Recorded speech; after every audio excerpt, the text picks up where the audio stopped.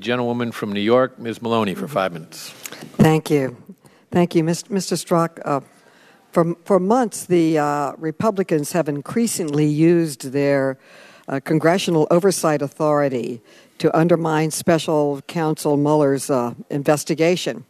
They have even called for his investigation to be shut down. And why? It's concerning national security, and it seems to be successful.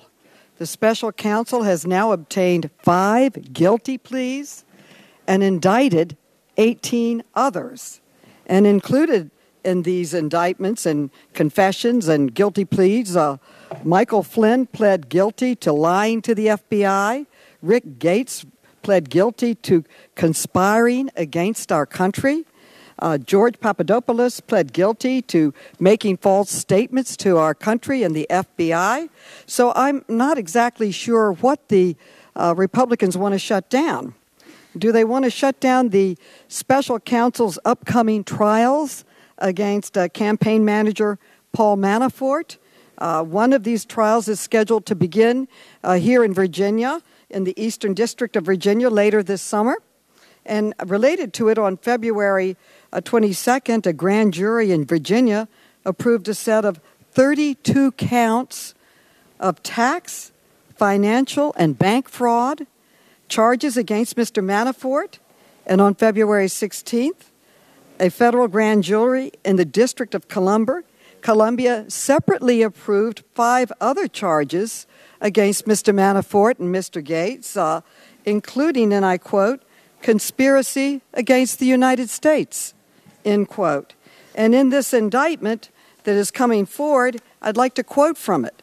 It says, the defendant, Paul Manafort, together with others, including Gates, knowingly and intentionally conspired to defraud the United States by impeding, impairing, obstruction, and defeating the lawful governmental functions of government agencies, namely the Department of Justice and the Department of the Treasury, and to commit offenses against the United States of America, end quote.